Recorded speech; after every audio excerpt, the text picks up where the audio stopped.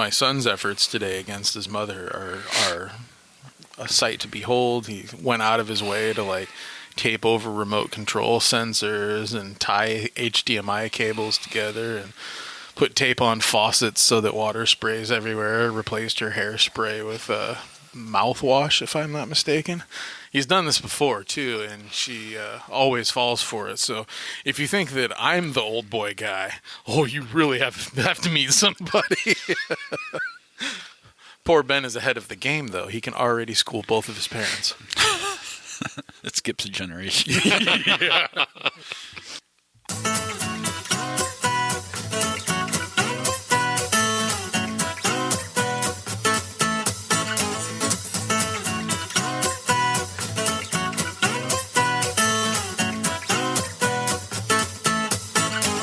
Welcome to Everyone's a Critic movie review podcast. I'm your co-host, Bob Zarrell. What would you do if you had $1 million? I'll tell you what I'd do, man. 2 chicks at the same time, man. With me, as always, is professional film critic Sean Patrick. I am the smart. I am the smart.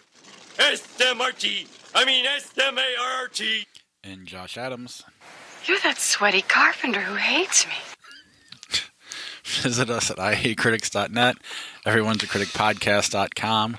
We're on Facebook, Twitter, Instagram. Our handle is CriticsPod. Like us there, friend us, whatever you do on those sites. Troll us. I guess that's the...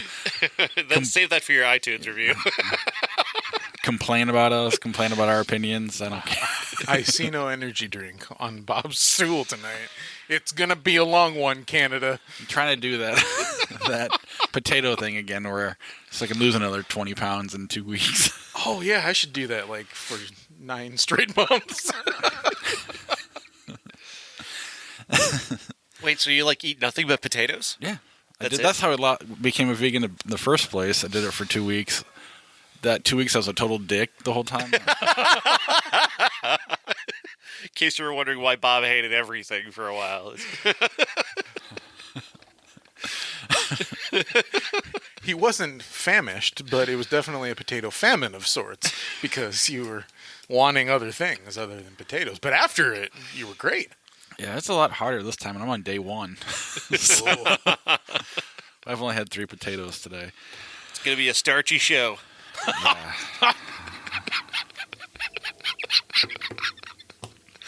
Do you get to eat the skin, too? You have to eat the skin. You have to eat the skin. Oh.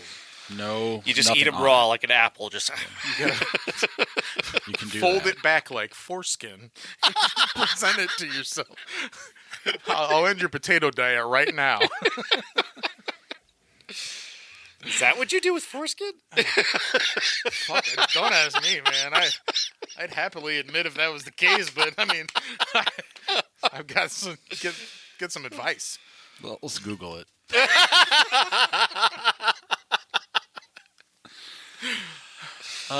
Apple Podcasts, Google Podcasts, Spotify, Stitcher. That's where you can listen to us and any of your podcatchers. Please subscribe to the show wherever you listen to us. Rate and review the show.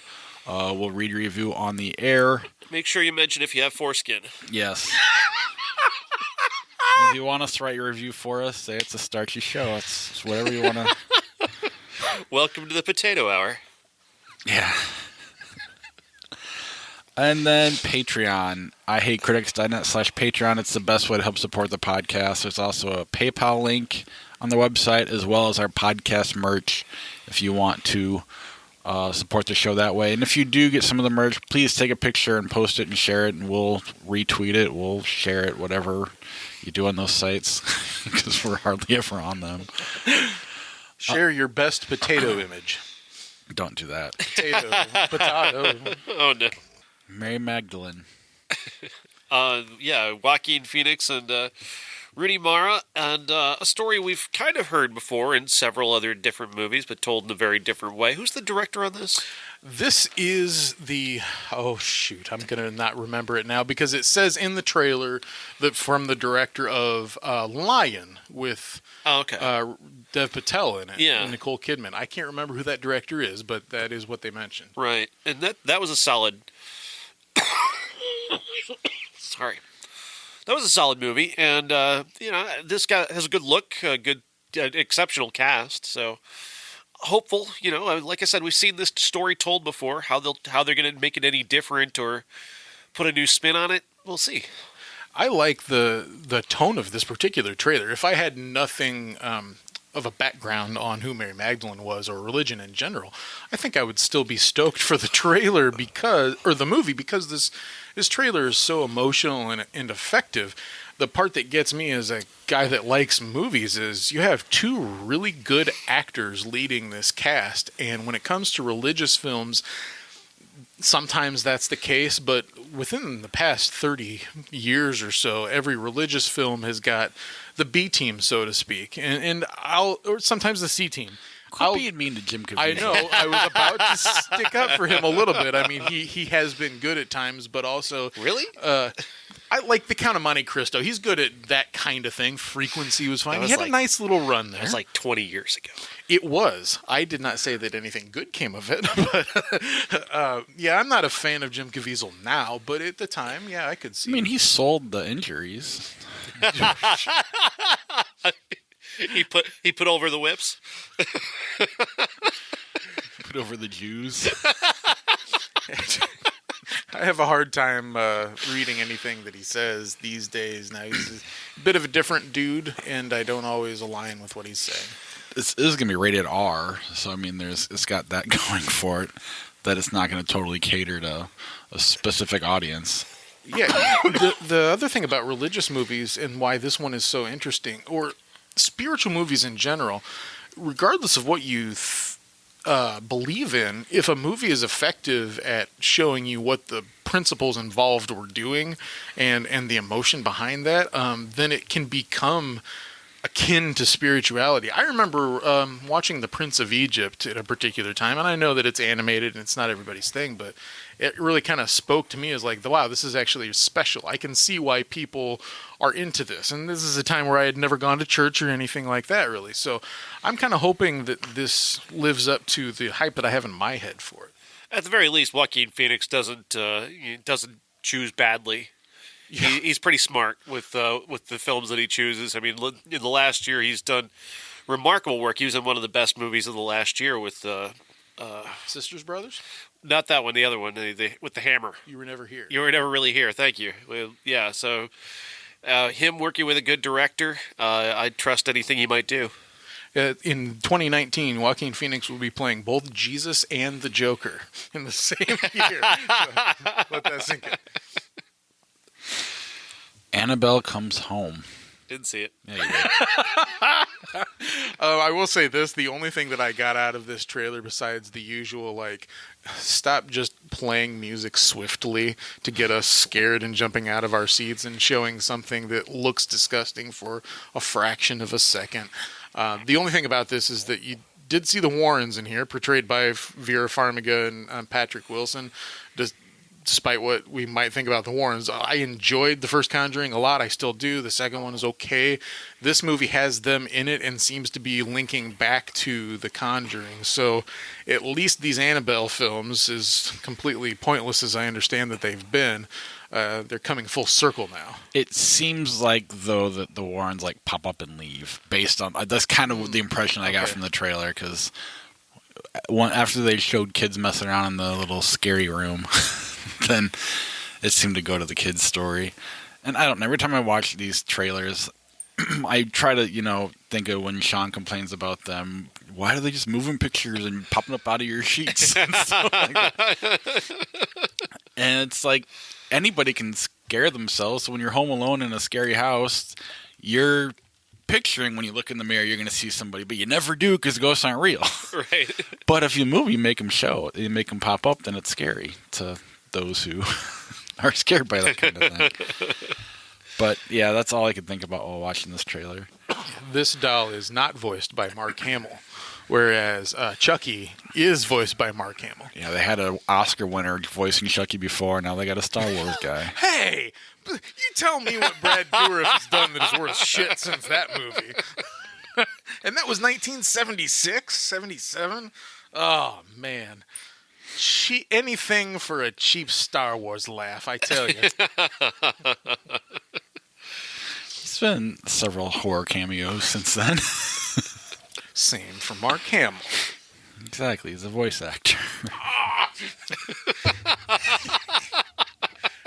Remember we talked about The Last Jedi, and I was serious about the possibility of him being recognized for that performance because it was so different and clearly not what he wanted to do even, and it was still convincing. So he's got a bit of an actor in him. It's just really, really way down. He's okay, I guess. His best role is Jay and Silent Bob Strike Back. Cock knocker. I wonder if he's going to be in the sequel. God willing. Dora, the Lost City of Gold. You know, it's funny. When I heard that they were making a live-action Dora movie, my eyes rolled so hard that it hurt. This trailer is really good. This is a really entertaining trailer. I give him props. I mean, it's like a Laura Croft movie for little kids. I dig it. Good on them. You know, they're making the best possible movie they can of something that is not an easy idea to do. I will agree that I was surprised with the production value of the whole project, and the only thing that held me back wasn't Dora like a little girl? And in this case, she's in high school, so it seems like a cheap way to draw in another age group and not just call it a kids movie. Now, all of a sudden, it's an adventure movie, and you've got romance dynamics that are allowed to take place and stuff like that. So I luckily got spared Dora when I was Doesn't sound parenting. like you have. You seem pretty upset that they... How dare they age up Dora? You know, that's the end of my opinion, actually. Now that you say that, I don't know why I'm thinking that hard about it. I am wondering, though, because, like, Dora predates my daughter a little bit. I mean, it was still around when my daughter was around, and even my son got the tail end of it, Gus Diego. But, I mean... One, my daughter has no interest in Dora anymore. I can't imagine the high school kids that were around when Dora was around that would give a shit about this movie. So I mean, other than the fact that it looks like an action movie, is Dora still on Nickelodeon or whatever station it was on? I'm betting they're going to do like a big relaunch and try and get that going again ahead of the movie. So they'll reintroduce the character in that way. I can definitely see that too. And there are action figures to sell, I'm sure, as well, and toys and apps and things of that nature. Because I mean, I thought the trailer was funny enough. Interesting point that you make there about Dora, about the new wave of Dora. A lot of her stuff is on YouTube Kids as well. The stuff that they did with her when she first came around, you can now see it as part of little videos on YouTube Kids. I know that there are young kids who are rediscovering Dora that way. Yeah. My memory of Dora, not by watching the show, but is Saturday Night Live having a little sketch making fun of the show where she's walking with Boots the monkey. It's just fine. It looks like it's innocent, and then she turns to the camera like characters on these shows do. Usually ask the kids a question, and she said, "Do you know why my daddy doesn't love me?" and stuff like that. It was, something out of Robert Smigel's Playground. So I'm sure the show is much better. I mean, I could see it being maybe not quite as good as the Jumanji remake, but kind of in that vein. Just the backpack stuff alone, I thought was clever and funny enough to be like, I could sit through this if I had to. I don't think I will, but. And then The Dead Don't Die. Yeah, Jim Jarmusch directing an almost mainstream zombie movie with kind of his vibe, a very sort of laid-back idea of a zombie movie with Bill Murray, Adam Driver, Chloe Savini, Tom Waits, Iggy Pop as a zombie, zombie Iggy Pop. Who likes coffee. Trailer of the year? Maybe. This is pretty funny. It was a pretty funny trailer. My enthusiasm of it the second time watching it here was tempered a little bit because I had already seen it the one time. I love this trailer. Every other movie of his that I've either seen or watched the trailer for has not been nearly as interesting as what that was. So sign me up. I love the idea of Bill Murray and Adam Driver leading a movie together. That's an odd couple, And then Tilda Swinton have her own little side story going on. It's amazing. I mean, everything about it just looks fantastic, and part of me wished it was going straight to on demand so I could watch it this week, but it looks like we have till June or something like that. Looks like it might be the rare Jim Jarmusch movie that actually goes to theaters. I don't think that's happened since maybe Broken Flowers. I can't wait, though. All right, let's see. How are we going to start the show? I have a radical idea. We'll cross the streams. Excuse me, Egon. You said crossing the streams was bad. Cross the streams. You're going to endanger us. You're going to endanger our client. Not necessarily. There's definitely a very slim chance we'll survive. We'll go backwards since Dumbo is kind of the big movie, and we'll mix up the classic. And we'll talk about a movie Sean didn't see. The Highwaymen. So tell me about this movie. I'll do my quick little Bob version of how I review movies because I'm not good at it. It is a movie that if you've seen Bonnie and Clyde is very boring and you're just waiting for it the shootout to happen.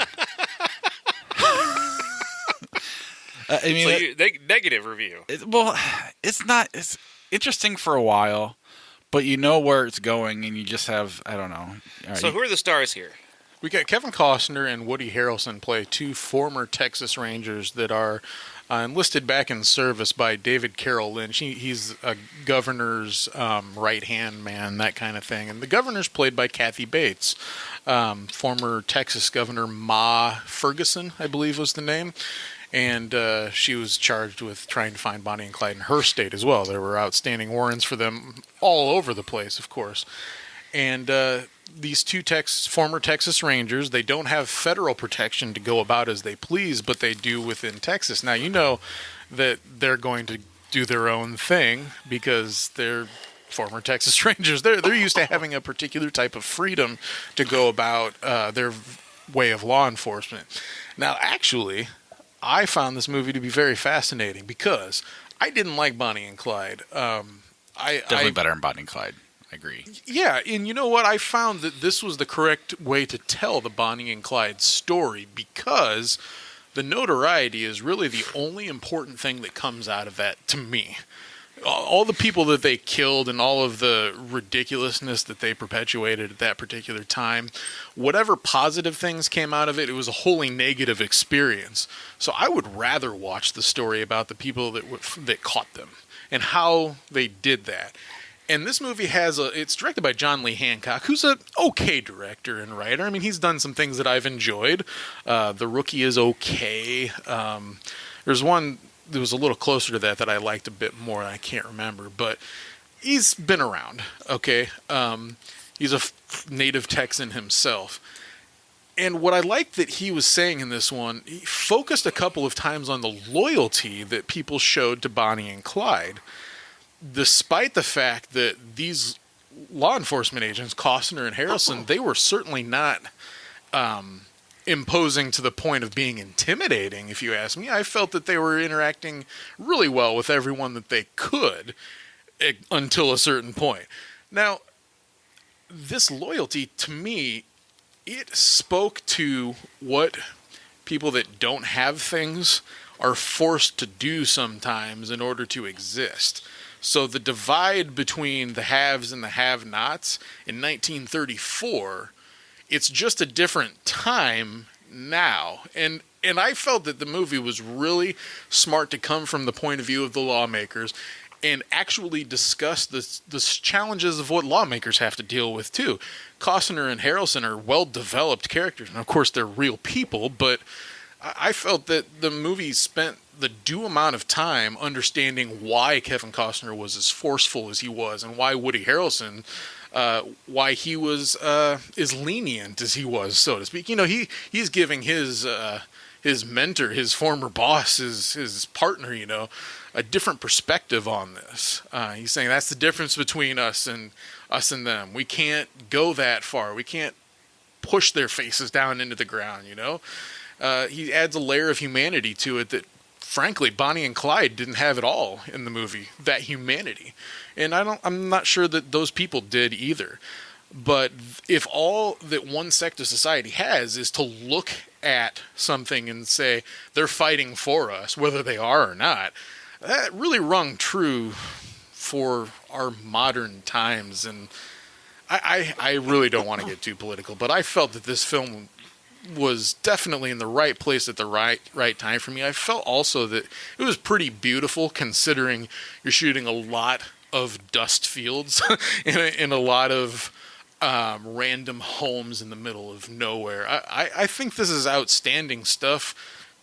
I'm not really big on Woody Harrelson a lot. You guys have been aware of that, but he's really good in this movie. And Costner is just, he's playing the same role that he has with Elliot Ness and Wyatt Earp, maybe even the Postman, maybe even John Dunbar from Dances with Wolves. He cranks this out all of the time. And this movie, though, is just a little bit different, to the point where his wife actually makes mention of, I knew who you are when I married you. And that was so refreshing, because I think it's the first time that I can remember seeing that line or hearing that line in a film. There's always that frustration. She's frustrated at him trying to go back out, but eventually she looks at him and there's mutual respect going on, and she says, I knew who you are when I married you. I know you're going to go do this. I'm not happy about it. Okay, great. Whether that actually went down like that or not, I don't know. Fictionally, it worked well for me, even if it is fiction. Yeah, I mean, I found it to be pure fiction, the whole movie. I mean, it was definitely sensationalized from the law's point of view, too, because there's a lot of here's how we used to do it back in the day, and now here's how they're doing it today. And nothing's bad about it. I found it, while it did move the story forward, it was also repeating itself a lot too, and it just kind of longer than it needed to be. And really, you could fast forward 15 minutes and not miss anything. It's funny. Yeah, I've not seen this movie, and yet it sounds like a John Lee Hancock movie, because he's the director of The Blind Side and The Founder and The Alamo, and all of those movies have the exact same problems. And now that you say the Founder, that's what's coming to mind for me, is that movie would have been so much better if it had been a little tighter. And when I started the movie, I'm like, 2 hours and 12 minutes? I'll bet you we wish that this came under 2 hours. That's true. There's a bit too much going on. You could really have tightened that up. But for a film that's streaming, that didn't go into theaters, if I had seen this in the theater, and this was the only thing that I brought to the show for new releases this week, I would have been pretty satisfied. Was it violent? There are only parts of violence, but those parts are definitely violent. And gory, I might add. I mean, real life shotgun to the face is not going to go well for the other end. Yeah, I mean, it definitely has its audience, especially if you're a Kevin Costner fan or a Woody Harrelson fan. But, I mean, I don't think it'll stand the test of time like Bonnie and Clyde did, but I like this better. Bonnie and Clyde was really disappointing, but that's also kind of when we talked about when that movie came out. Movies were kind of changing, and that was kind of the movie that was where it went from that theater actor yelling to the back of the room to actual acting. Yeah, you're onto something there.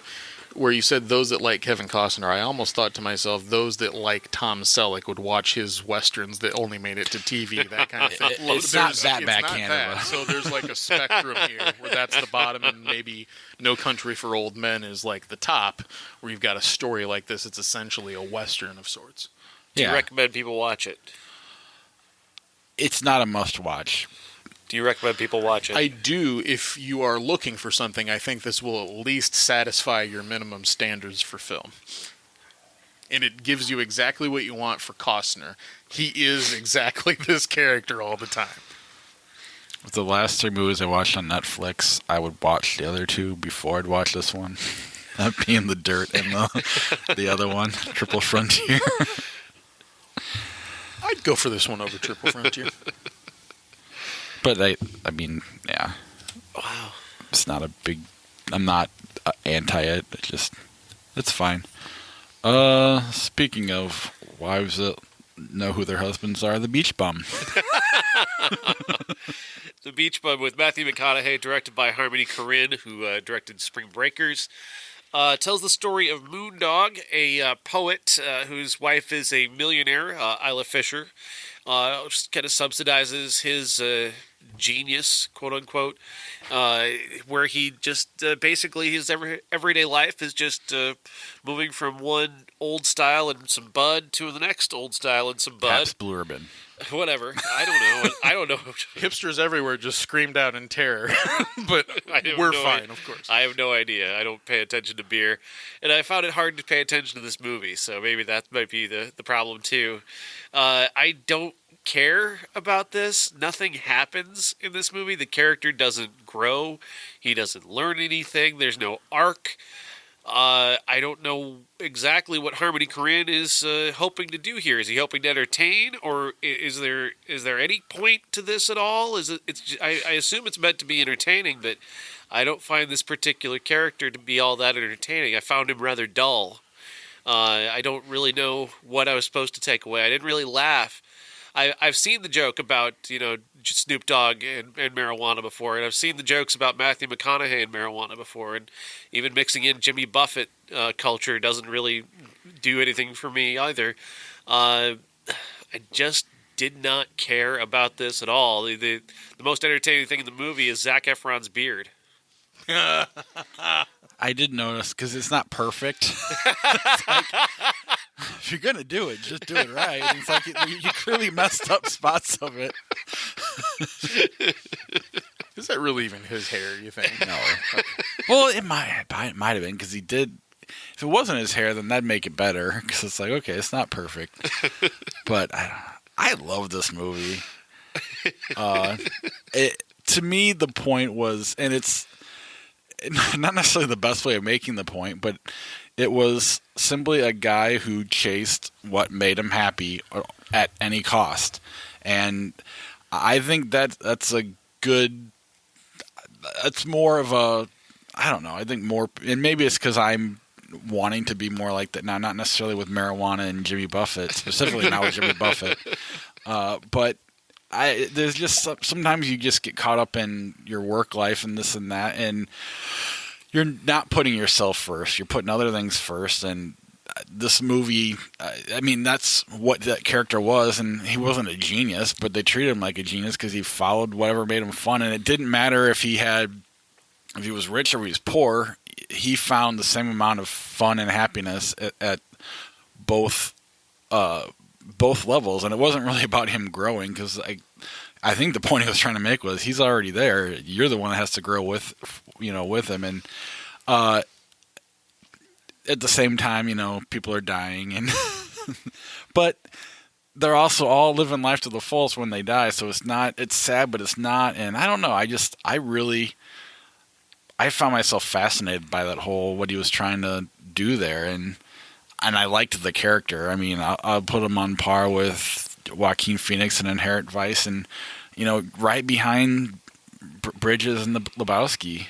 But that's another aspect that I didn't care for about this, is that it felt to me like that was extraordinarily calculated exactly for that, and I felt that calculation in that character in trying to create the new dude for this generation. Like, fuck you. There's never another dude. I felt that more in Inherent Vice than this. Because this is definitely, Matthew McConaughey's always kind of been that guy anyway, so I didn't really, I think the storytelling and the direction, though, in Inherent Vice is so much stronger, and there's a lot more to that movie. The layers of that movie are a lot stronger because I don't feel there's any layers to this. Well, they're doing different things. Yeah, Inherent Vice does seem to have a story. After all, it's based on a novel, and there may be more than one novel involving this character of the Joaquin Phoenix plays. And I liked that a lot. I haven't seen Inherent Vice since the first time I saw it, and I don't know why. I would love to pair that with The Big Lebowski and with this, honestly. I really like this movie, probably more than I had any business liking. This is not my type of character normally. I would say, he's not doing anything. But then again, even in a moment where Zac Efron is assaulting somebody, and that is the one problem I've got with this movie, he was just fine, break the law, okay, fine. But hurting a guy, and just he's trying to go back and show that that's not the right thing to do, and it gets taken away from him anyways. But there's nefariousness to him. But what I liked about this character is exactly what you said in a different way. He's grown already, as much as he's going to grow. And he's his own brand, and nothing is really going to stop that. And it's kind of like we're forced to follow a particular path, or we measure our own happiness and success against that path. He's forged his own path. And that was the kind of enlightening, cool thing about the movie. Even though it doesn't have a story, like, I found myself entertained by it without the story, which I recognized is a little odd with me. I usually like a point to something. And in this case, the lack of a point was actually okay with me. It's more like a snapshot of a particular period of time. We've talked about those types of movies that don't really have a beginning, middle, and end. It's just, here's this section here, take it or leave it. I felt that the movie was at least true to the character that McConaughey was trying to develop, and just different enough than the dude. The dude's a bit more of a fantasy character, a bit more of a dunce in a way. This guy's got something to him. At least he's consistently dumb, or he's consistently above all of us. One of the two, okay? And this movie is definitely less of a fantasy. It's more of like an observation of this guy's experiences. I got to tell you, I liked it enough to the point where people sitting next to me in the theater are talking audibly the entire time. I didn't even yell at them, and normally I do. So that just goes to show that I enjoyed it to the point where I'm currently calling it my number one favorite for the year, and that is weird. Really weird. I feel out of bounds with it. It's top 3 for me. And I do think there's a point. I don't think there's a story, but I mean, I think... the point is, he literally nothing upsets him. Like, his wife's fucking somebody else, and it doesn't bother him. He's fucking other people. It doesn't bother his wife, and they don't seem to have ever had that conversation. They just seem to been okay with it the whole time. There's a scene where, before the drunk driving, they're singing the song while he's carrying around this, whatever that is, some Bluetooth beatbox thing. Yeah.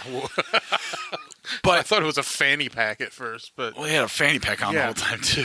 But the song was, what happens if I die, or something, the lyrics, something like that, and that's it. That was kind of the line in the song.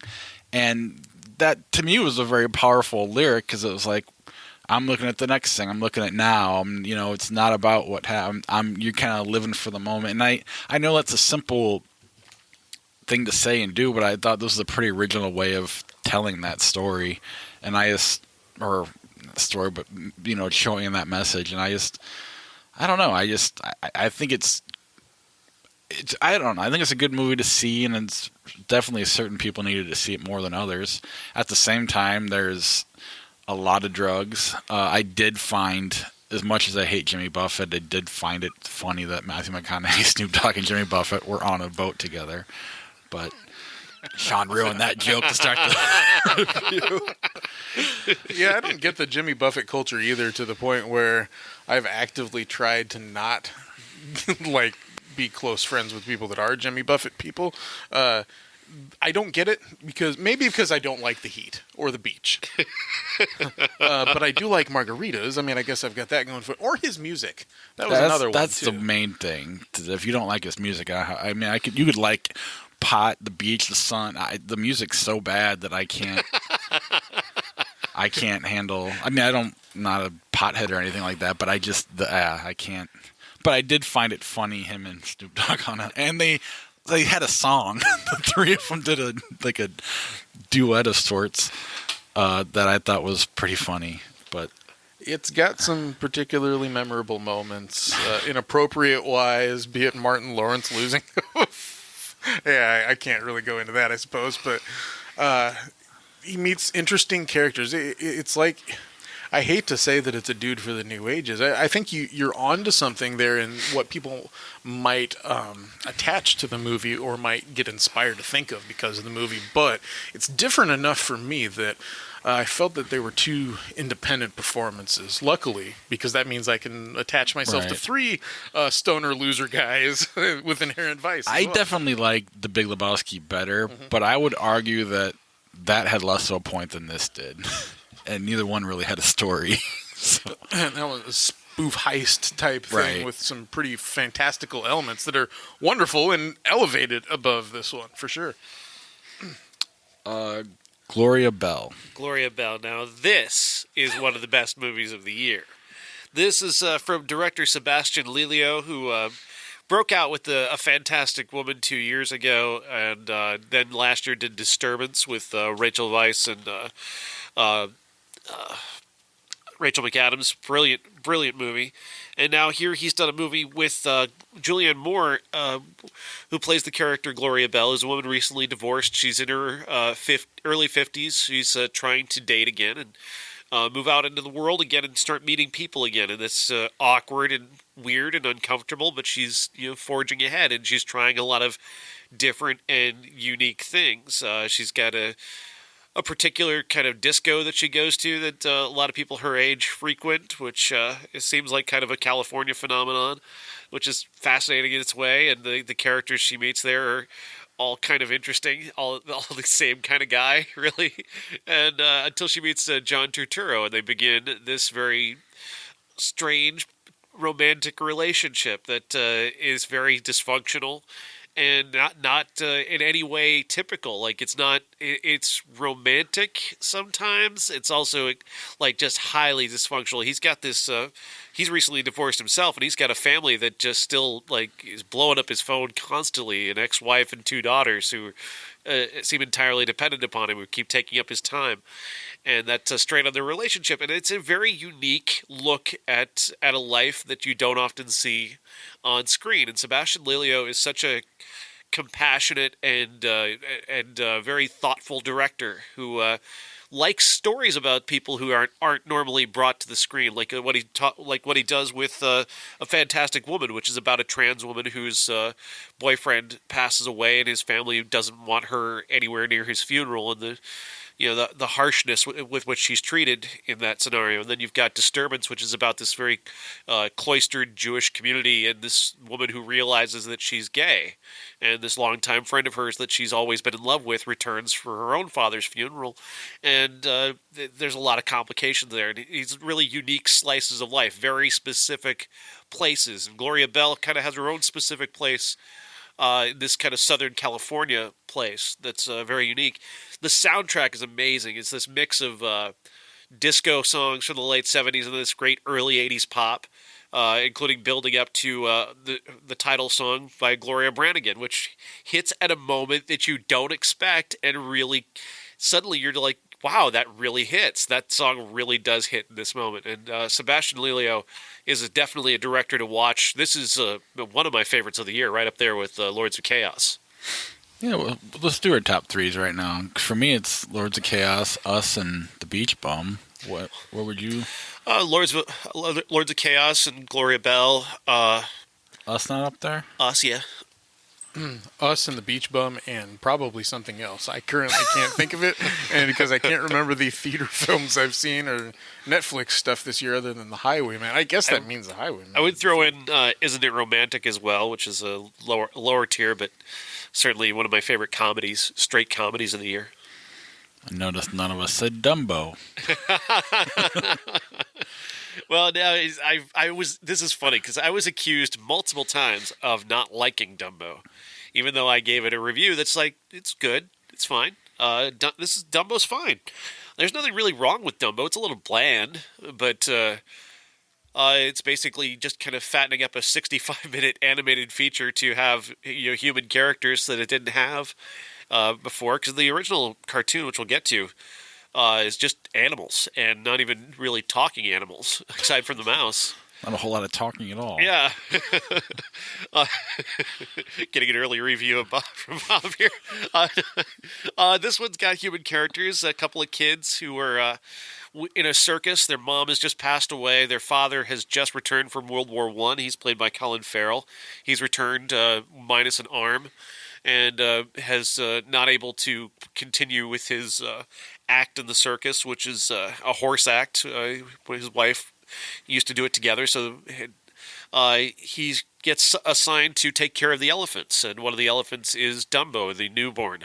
And the Danny DeVito is the head of the circus, Max Medici, who thinks that Dumbo should be his, or could be his ticket to the big time, until he sees him and he sees these giant ears, and he realizes, well, this elephant's useless. He's ugly. Nobody's going to want to see him.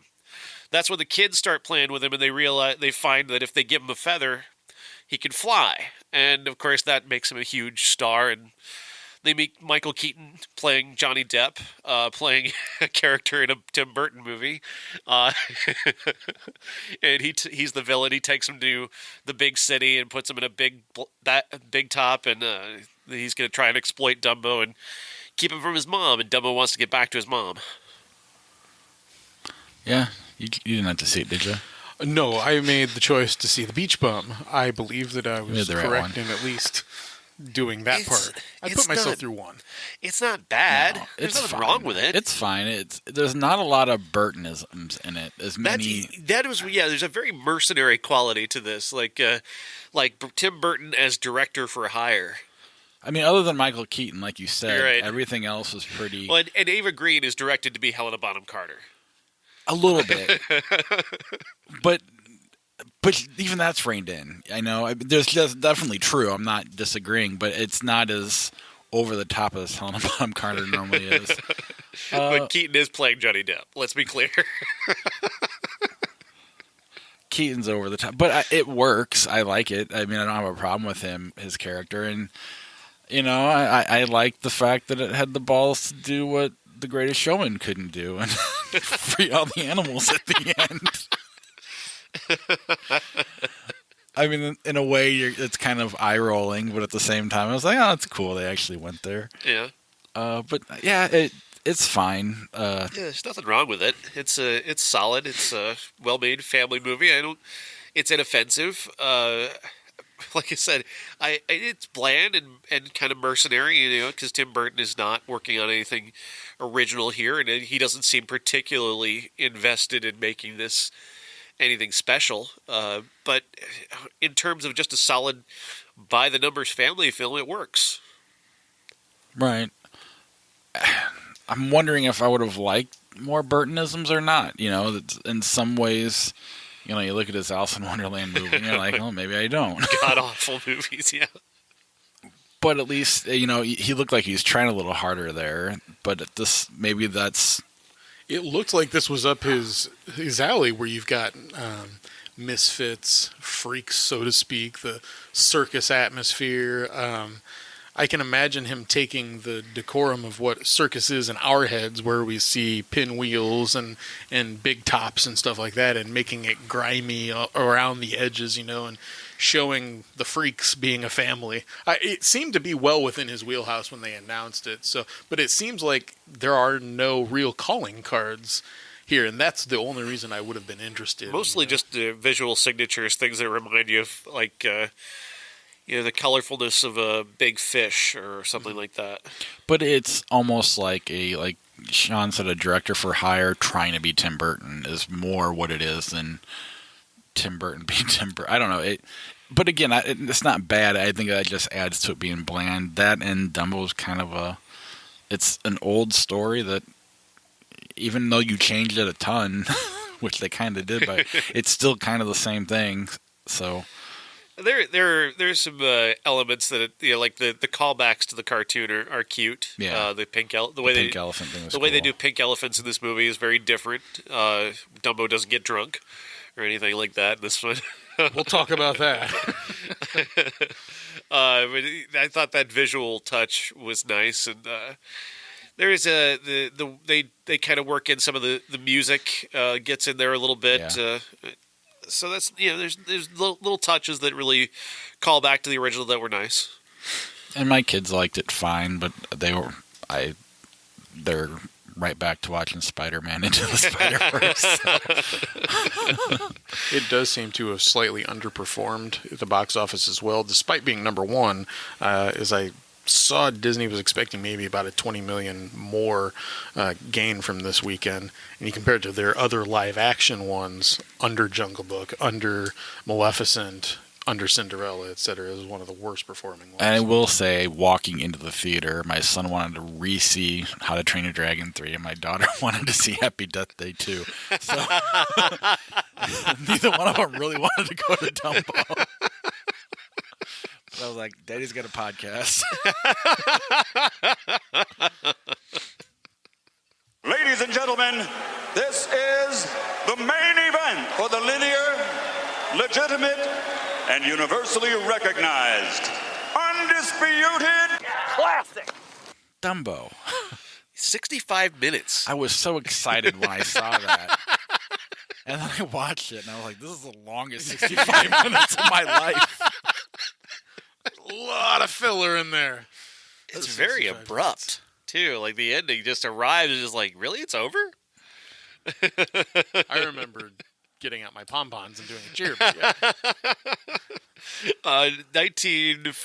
40 something or other. 41. Disney feature with a flying elephant. Born to a circus and thought of as just kind of a comedy act because of his giant ears. He becomes eventually he doesn't fly till the end. No. And in a lot of ways, this is a perfect week because, like the Highwaymen, you can kind of fast forward this movie and really not miss anything. It's funny, he's flying in the first act of the new Dumbo, and like here he doesn't fly until the very end, and then the movie ends. It's very weird. Which part of me was kind of wondering if the Tim Burton one would have been better if they went that route, but I don't know. It was already bland enough with the flying.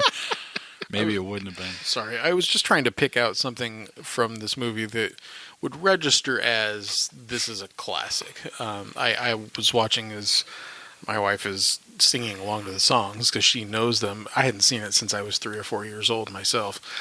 It's fine, but there are a couple of parts where I do the cringing. Like the getting drunk sequence is an extended sequence of seeing phantom elephants and things in the sky, and it doesn't seem to register as appropriate for some reason, and I'm no prude. Or have a point. Or have a point, thank you. But you know what it reminded me of was the scene in The Big Lebowski. Yeah, oh my gosh, you're right. Which, was there a point to that? No. I guess it's not for kids, but... True, and then Peach Bum has fireworks going off in the background, too. There's a whole lot going on in that scene, but another time. I don't know. And then the end too. I mean, they're up in the tree and the crows and everything like that. There's something a little uncomfortable about the scene with the crows as well. And, yeah, that's true. I don't know. I felt like I was watching Disney's first attempt at pandering to everybody.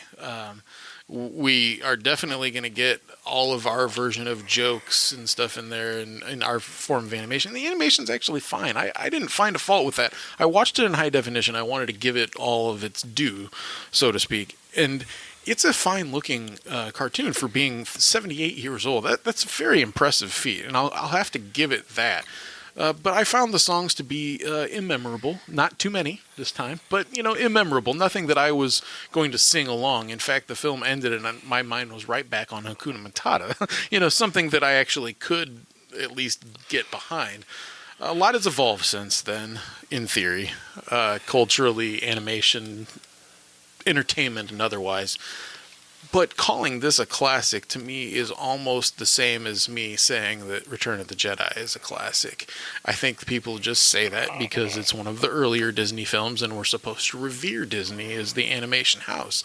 I don't think there's anything about this that really screams classic. It's just pleasant, gentle and pleasant. I think the story is classic, but not the movie. Just the Ugly Duckling flying story, though. Right. Well, but this is the flying elephant story. Sure. So sure. I just, the fact that we know, Dumbo is a household name, even, 78 years later. And that, I think the movie itself, no, but just kind of its yeah, reputation. Why? Yes, why? Exactly. An elephant movie should be fun. What is it about this, though, that has resonated for that long? Because Dumbo's an insult name. You can call little kids. Yeah, absolutely. Dumbo was my prime insult as a youngster. I don't know. I mean, I genuinely don't have an answer for this because not that I have a whole lot of problems with the movie. It's fine, but I don't understand why it's had any kind of cultural cachet. well, I think it's because one, it's Disney. Two, it popped up. I had books of it. And that with all the other Disney books that came out, and in a lot of ways, it's what Babe Ruth or Hulk Hogan. They're not necessarily the best at what they did, but you heard those names so many times throughout your life that to me it's more that than anything else. And that's what the feeling that I was getting from it, and that's why I mentioned the nostalgia of Star Wars. There's a nostalgia of Disney too, and that doesn't mean that it's all good, for sure. It's a triumph of marketing. Great marketing on the part of Disney to keep this alive for this long. And RKO Pictures, I noticed that too. Yeah. That was what came up in the beginning of the film. I know nothing almost of film history. Is there a congruence between RKO Pictures and Disney? Just that they were distributing Disney before Disney became distributor themselves. Okay. And I think the thing with RKO was early on you could own movie theaters if you owned a movie company. Yes. And so movie companies bought up all the theater chains, and until they got broken up, your best bet for distribution was to go through one of those companies. That's interesting. Yeah, things you learn. But yeah, Dumbo. Not a classic. Since this is Aunt Bethany's 80th Christmas, I think she should lead us in the saying of grace. What, dear? Grace! Grace! She passed away 30 years ago. What happened 30 years ago? Two not significant things and one significant thing in theory, but maybe it shouldn't be. Movie called Crusoe. Aidan Quinn stars as Robinson Crusoe. It barely made any money. I didn't watch it, so be it. A movie called Sing, which is not the animated film or anything like that, but I don't remember who's even in it. But it did make like around $10 million. Have you seen Sing? No. Okay. Then we'll get to Heathers. Back in 2002. I had not seen this film. My fiance at the time, whose name bore the same title, said, we should really just buy it. I mean, I'm sure it'll be great. And she bought it on DVD. We take it back and watch it, and promptly wanted to light it on fire. And me more so than her. If I have been bad at reviewing Juno, okay, it is because I had this feeling of attacking me personally back in 2006, 2007, whenever it came out. But I was also annoyed with the cadence of the film at times. The second time around, it's not bad like I thought it was. And I understand now more about Diablo Cody because of this show. Heathers is like Juno if Juno took a shit and put it on people. It's people saying vapid things with no point whatsoever, and the film has no heart. It's simply meant to be like, this is just who we are. It's nihilistic and destructive in terms of what it's about. I found Winona Ryder to be at her worst, and when Winona Ryder is at her worst, you definitely don't want to watch it because it's painstaking to your ears and your eyes. This is one of the worst things I've ever seen. I will not ever watch it again. It made it into my top 20 worst films of all time at the time, and it has stayed there since then. I really like this movie. I really enjoy this movie. The caricatures and the super dark humor of this movie. It really hits a sweet spot with me. The funeral scene, especially, I'll just repeat to myself just randomly. I love my dead gay son. Just that line killed me then, and it kills me now. It's so dark and so wrong. And they went there 30 years ago, which is something I found fascinating.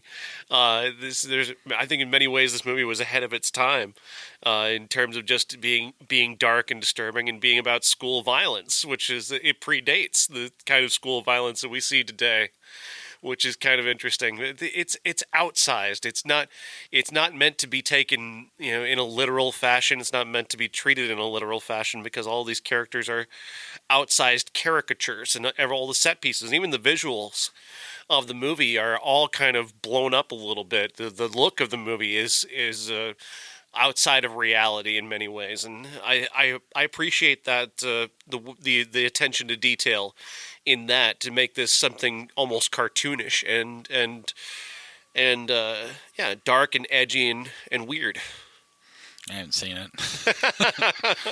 What you're talking about is a perspective of when you see it. What do you bring to the movie? And reminding me about the school violence part of it, I wonder if I was just, like many, so sensitive to recent years' events, and seeing that is more something that just felt wrong, and therefore it might have affected my thoughts. The plot is that the Winona Ryder is hanging out with a group of girls who are all named Heather. They're all the most popular girls in school, and she begins to become disenchanted with that, and she's becoming so disenchanted to it that she's really kind of starting in her mind to rebel against it. And then there's this guy played by Christian Slater who comes along, who's truly rebelling against it by actually going ahead and beginning to murder the very popular people in the school, and taking her ideas. It's almost in a way kind of like Lords of Chaos. Honestly, she's kind of like the Hieronymus character, where she's got these ideas about, like, yeah, I'd love to see them get killed, and I'd love to see them get what they deserve. And then this guy comes along and actually starts doing it, and he starts staging it as if these girls have committed suicide. And in this bizarre and wonderful twist, suicide then becomes hip and popular because the popular kids are doing it. And that's kind of the dark and edgy part of this, is that the more this happens, these characters he's creating these suicides, suicide becomes popular. God, this is like a Gen X movie. Oh yeah, like I said, it's right in my wheelhouse. Distant Reality Bites. Double feature. Oh, I'm kind of intrigued. Yeah, now. Based on the way that you were explaining it, I'm like, he's giving Bob a film hard on. I mean, not that I want people to die, but no, as soon as you said Lords of Chaos, I'm like, boop, there it goes. You need to see that movie, though. I think it's really good. Oh, sure. It remains number one on, Amazon Watch. Once it comes more to a reasonable price, it is a little high at the moment. God damn it, I almost played a podcast instead of getting my thing ready. My iPad's taking a shit, so now I have to use my phone for all the bumpers and stuff. But yeah, that is our show. Before we let you go, Josh, do you want to make your announcement? Yeah, sure. Hey, I'm going to be leaving the show at the end of April. So once Endgame rolls around, I'll be exiting the stage right. From time to time, if these fine gentlemen would have me, I would... no, this is it. I tried to We've been waiting for this day. That is not true. Throughout time, things that I might be able to orate on or provide the energy necessary to remember them culturally, such as Batman or, whatever the case may be. It seemed like a natural course of events. It had really come around to the end of my abilities, We've been doing this for me almost 6 years, and you guys for over 6 years. And these films are wonderful at times, and it's wonderful to talk about them. It's been such a pleasure being able to speak to something other than a wall. And that may not sound like much, but it truly is one of life's great joys for me. It has been and will continue to be. But my need for moving on and doing things a bit more homebound has come full circle. And the movies themselves aren't enrapturing me as much as they should. And there's no reason then that I should definitely keep going at it if it's not bringing me as much joy as it should. Plus, it seems like a natural course of events to end it when 89 is coming to an end as well. The 80s are such a thing that I like to fixate on because I had so much joy at certain moments then. I like to revisit that joy. It gives me a warm place to nest in.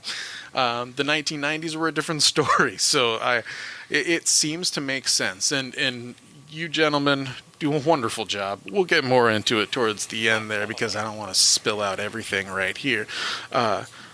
I need to speak coherently through Flickchart.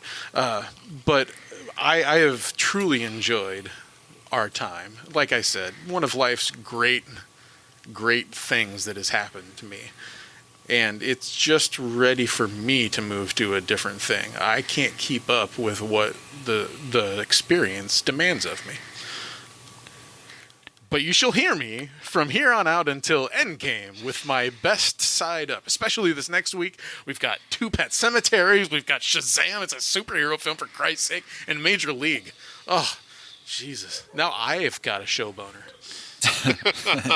And our classic is Dead Zone. Yes, which movie I've always wanted to see, and I never had a chance to see it. I watched like 10 minutes with my dad once on USA, and I was like, I want to watch this whole movie.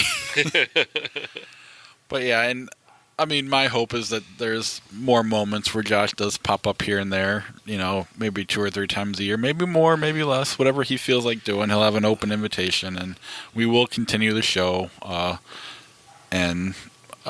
whether it's just the two of us or whether a third person comes in, we'll figure that out as we go. But we wish Josh nothing but the best, but we still have time. So we'll I have been and always shall be your number one fan. Take that, Jason.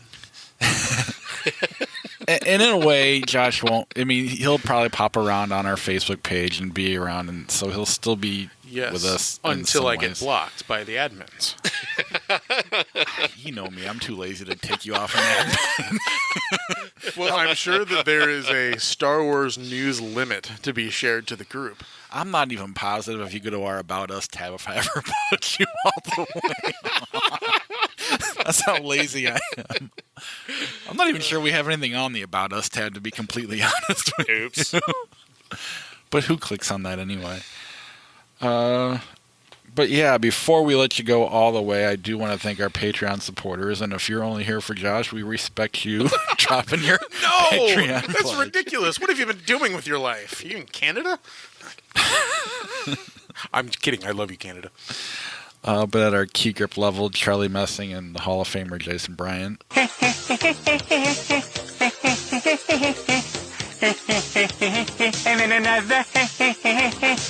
Our character actors, Cousin Jeff, Christina Cato, and Josh Paul. I think this is the beginning of a beautiful friendship.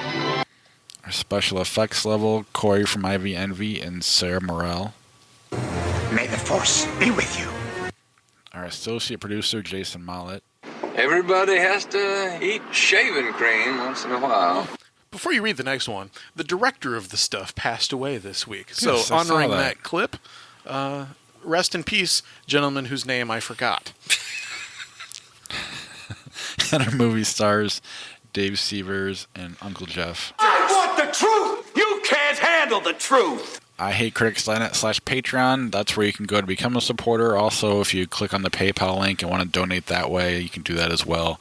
And then our podcast merch is at IHateCritics.net in the podcast merch tab. Any of those ways really help the podcast. And if you are on Patreon and your credit card is, if you got a new expiration date or a new card, please go and update that. We do have a couple members whose payments haven't gone through. So if you're meaning to do that, that's one thing. But if you're not, I'm just letting you know here.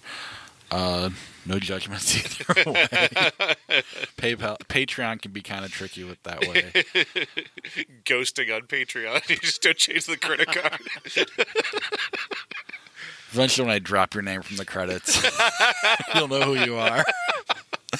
But again, I'm lazy, so that might be a year and a half from now. Otherwise, I think that's it. We'll see you next week.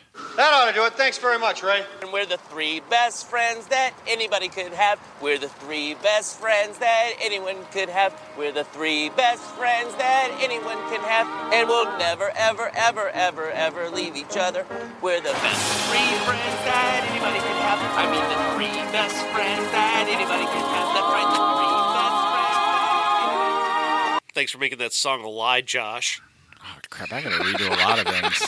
Flick chart has to change. It's gonna be a whole new show. The self-dismay that I'm currently experiencing is at an all-time high. We'll figure it out as we go. By the way, needs of the many outweigh the needs of one. You're a beach bum. All right.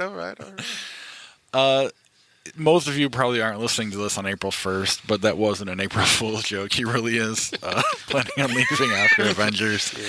Yeah. If you were thinking that, I'm telling you this after the credits when most of you turned it off, so I guess it doesn't really matter. Traffic or Rocky Balboa? Traffic. Traffic. Agreed. Thor: The Dark World or Cool Runnings?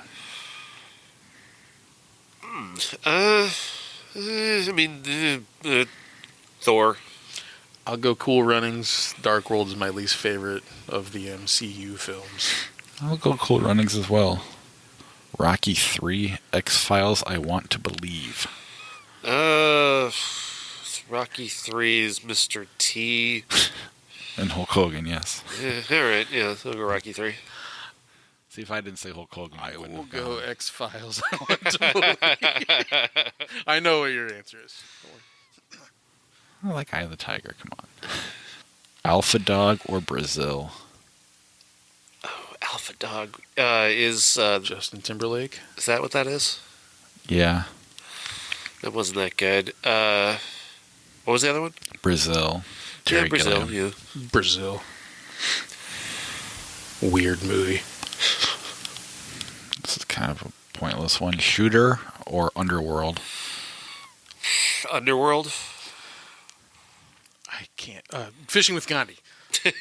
I can't in good conscience. SWAT or A Bug's Life? A Bug's Life. Bug's Life. Harry Potter and the Deathly Hallows Part 1 or Sweet Home Alabama? Oh, Harry Potter. Harry Potter. Sweet Home Alabama is a flaming pile of garbage. Brick or 54? Rick? Brick. Oh, Brick. Yeah, Brick. Although I don't remember being fond of Brick, it is that over 54. Kill Bill Volume 2, Tombstone. Kill Bill. Kill Bill. Princess Mononoke? Princess Mononoke, a Miyazaki movie. I've actually seen that. Or Goon? And I haven't seen Goon. Princess Mononoke. Yeah, I wish I would have watched that in the original Japanese, actually, because the dub over made it the typical type of experience that you would have with... You can do that next year, actually, or later this year, actually. Because it's coming locally for the yeah. celebration of Miyazaki, yes. right? I like the visuals of that one. You know, it was kind of cool, and in a way, it's something of a Star Wars story. You know, it's about I'll be right sword there. fighters and samurai. Yeah, I'm sure. I haven't seen it, but I'm sure it's way better than the Goon. The Goon's fairly entertaining for what it is. Yeah. Die Hard 2 or Hot Shots? Hot Shots. Yeah, it's Hot Shots, but just barely. It's Hot Shots for me by a lot. I mean, that's my Naked Gun, I guess. Oh, yeah, sure. The Amityville Horror with Ryan Reynolds or Big Daddy with Adam Sandler? Amityville. That one wasn't as shitty as I thought it was pretty shitty. It was shitty, very but low expectations. Adam Sandler. Come on. Big Daddy's a better movie than the Amityville Horror. Sean, for the record, pick the Warrens over Sandler. To be fair, I picked Ryan Reynolds over. But it's Ryan Reynolds and the hilarious Amityville Horror. Iron Man 2 or Alice in Wonderland? Iron Man 2. Iron Man 2. Which Allison? It was the Burton Allison? No, the original. classic Even one. still, I was going to pick Iron Man 2, but Easy A or Black Swan. ooh, those are two really different but very good movies. But it's Black Swan. I haven't seen Easy A, but I bet I would choose Black Swan.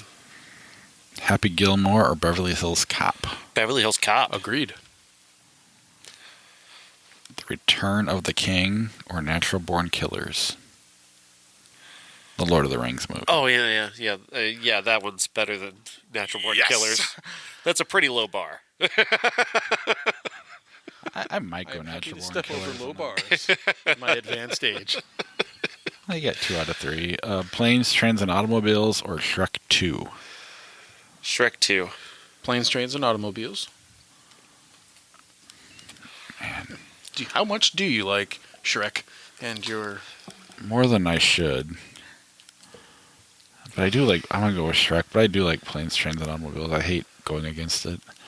Pearl Harbor or 16 Candles. 16 Candles. Oh, I should have saved the fishing with Gandhi.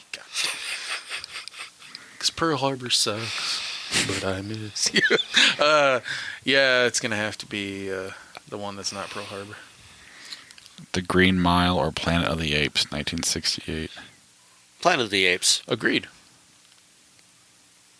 Gone in 60 Seconds or Run Lola Run. Run Lola Run. Agreed. Raging Bull, Robin Hood Men in Tights. Raging Bull. Just make it happen. Don't worry. Just skip right by me. Oh, yeah. Men in Tights? Robin Hood Men in Tights. Yes, over Raging Bull.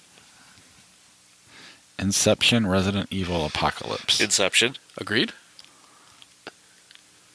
The Firm, Total Recall. 90, Total Recall. The Firm. I'll take Total Recall here. I'll go with The Firm. American Gangster, Unidentified Flying Mater. We're gonna... Yeah. American Gangster, Naked Gun, 33 1/3. The Final Insult. American Gangster. It remains like the only Ridley Scott movie I haven't seen. So I don't know. You'll like it. You should see it. I'll go American Gangster. You know what? While we're on the subject of Ridley Scott, I'll be really quick. Did you guys see the Alien play thing? All right, Bob, did you see the Alien play? I sent out a game tonight, so I wasn't able to. I saw you sent us it, but I didn't get a chance to watch it. I'm referring to the high school students that put on a full-on play of Alien. I did see that it existed, yes. And not only did Ridley Scott reach out to these kids with a handwritten letter and everything, saying, way to go, I hope your next one, the Gladiator, whatever. But Sigourney Josh Weaver... did a mime jerk-off motion. Sigourney Weaver also was involved, sent them a video, thanks for that. I mean, that's really awesome. And Alien's about to have its 40th anniversary this year. There's 9 short films that are set in the Alien universe. It's like actual canon. They've got some heavy hitters involved here, like up-and-coming real filmmakers doing this stuff.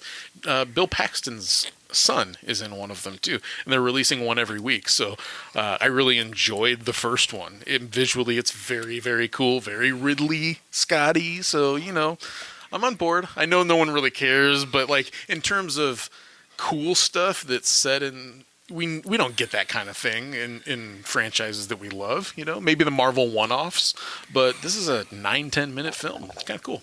Yeah, that's neat, especially if you get, you don't have a studio probably telling you what you can and cannot do. Exactly. Which is always a nice thing. Oh, let's see, one more. One more good one. One more dead air. We'll get there. That's not funny enough. One of these Jesus days, Christ. he's going to find the King one. Arthur Anaconda. What the? That's not even funny. He's looking for something that Adam Sandler can win. Or something that it's his holy grail of this game. Well, I mean, Adam Sandler won, but you just picked. You guys are wrong. Big Daddy is better than whatever movie we had. Amityville Horror, E.T. or The Karate Kid. Oh, you did this on purpose. Well, when I forgot to record when you said Karate Kid was better than Rocky. But wait, Josh. The Karate Kid! Oh, really? That's your choice? Yeah. Oh. Well, he likes both movies a lot. So it doesn't. I have to literally go by my numbering system here. E.T. is... Oh, wow. I was taking your side. I appreciate that. That gives me some good vibes for tomorrow. I mean, the Karate Kid is a better director.